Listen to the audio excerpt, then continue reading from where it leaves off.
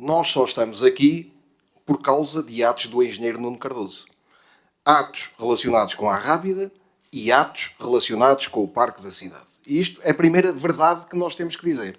Só estamos aqui porque o engenheiro Nuno Cardoso, na véspera de deixar a Câmara, decidiu aprovar PIPs no Parque da Cidade e decidiu não inviabilizar o PIP da Rábida. E tinha motivos para inviabilizar esse PIP.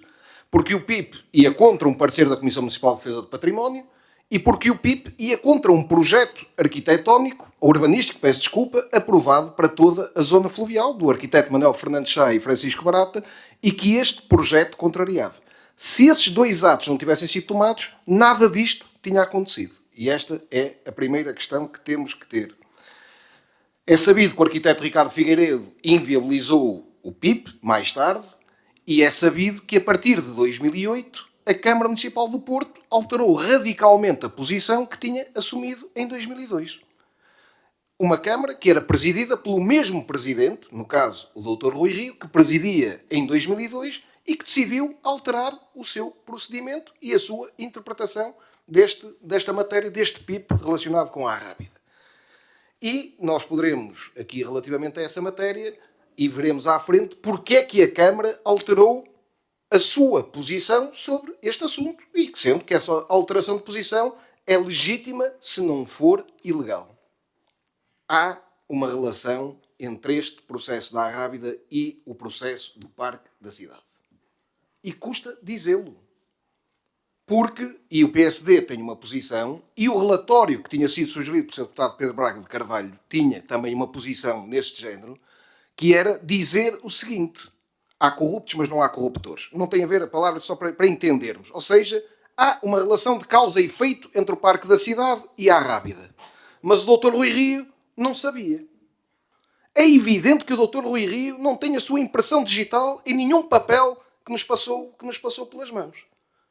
Mas é evidente que o Dr. Rui Rio só podia saber. E até por aquilo que o seu próprio Dr. Rui Rio diz.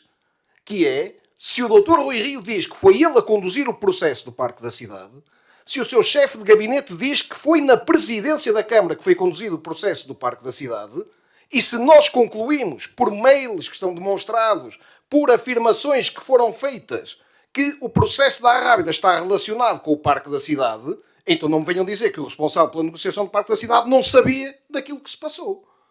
E podemos perguntar, porque era legítimo. O Dr. Rui Rio poderia ter dito à cidade: eu tenho que pagar muito dinheiro pelo Parque da Cidade, eu acho que o erário público não deve pagar tanto dinheiro, eu sacrifico a Rábida e deixo construir a Rábida. Era correto se o Dr. Rui Rio tivesse dito isto, mas o Dr. Rui Rio não disse isto. E porquê é que o Dr. Rui Rio não disse isto? Não disse isto porque este processo dos acordos é aprovado em julho de 2009 e havia eleições logo a seguir. Eleições essas onde o Dr. Rui Rio se apresentou ao eleitorado dizendo que era um grande negociador, que tinha conseguido poupar ao erário público não sei quantos milhões e não teve a coragem política de dizer que, além de tudo o que eu disse que consegui poupar, eu sacrifiquei a Rábida. E isto é que é o crime político do Dr. Rui Rio. E há depois aqui uma questão que pode ser colocada do ponto de vista legal e que está dito, ou que está subjacente a este relatório.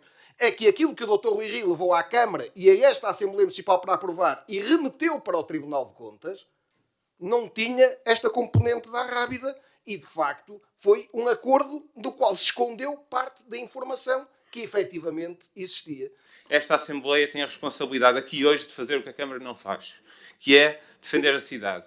Não podemos ser cúmplices. O Bloco propõe, ponto 1, a imediata suspensão da obra. Ponto 2, que a Câmara reivindique o que é seu, os terrenos da Escarpa da Rábida. E ponto 3, concluir de uma vez por todas o inventário municipal. Consideramos que este texto é apenas e só o relatório que vai ao encontro das interpretações dos seus subscritores, partido de Rui Moreira, CDU e PAN. Todavia, este não é, para nós, o relatório capaz de defender o interesse público da cidade do Porto. Por isso, considerando que, em nosso entendimento, o projeto urbanístico da base da Escarpa da Rábida é ilegal por violar as mais elementares regras do Plano Diretor Municipal e por faltar no procedimento respectivo o parecer obrigatório da APDL, o Partido Socialista não acompanhará as conclusões e as considerações nele vertidas.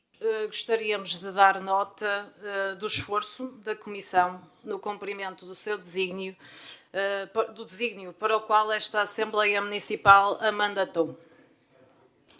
Isto apesar da saída de 3 grupos municipais, que, no nosso entendimento, não quiseram contribuir para as conclusões conjuntas, optando por não discutir com os outros grupos aquilo que seriam as conclusões finais desta mesma comissão.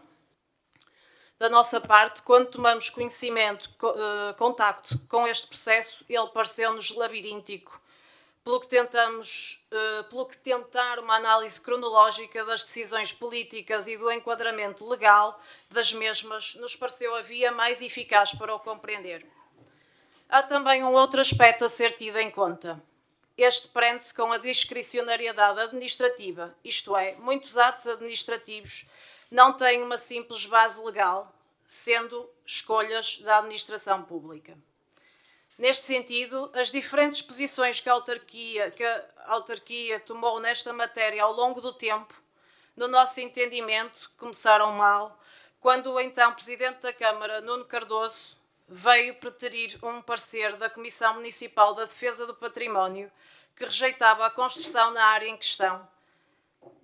Parecer esse que viemos a saber em 2010 deveria ter sido vinculativo na decisão.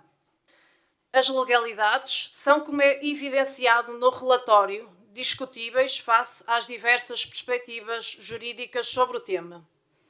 Mesmo assim, entendemos que o que assume maior importância nestas conclusões é o facto das mencionadas decisões poderem ter sido diferentes. Há, portanto, responsabilidade política nesta matéria. Só podemos concluir que quem fez o relatório não foi a Comissão de Apuramento criada nesta Assembleia Municipal, mas sim a Comissão do Movimento Rui Moreira.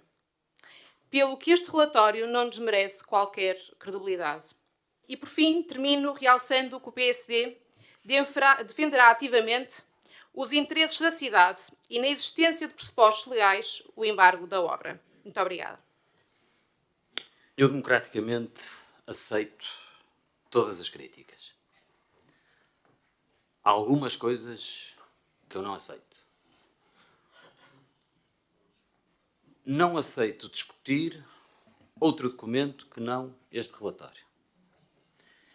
E não pretendo discutir a elaboração do relatório e os trabalhos da sua elaboração com quem não quis participar nela. Isso é ponto de honra. Nós fomos ali chamados para fazer uma apreciação da factualidade dada a conhecer e, necessariamente, partindo de um ponto de vista de quem não é jurista, emitir um juízo sobre a conduta da Câmara Municipal do Porto e dos seus serviços, ajuizando sobre o cumprimento das regras procedimentais e de prudência e política, suscetíveis de gerar atos devidamente fundamentados e que não contenham vícios na aparência indiscutíveis. Não li o relatório, o pretenso relatório do famigerado documento, e portanto não estava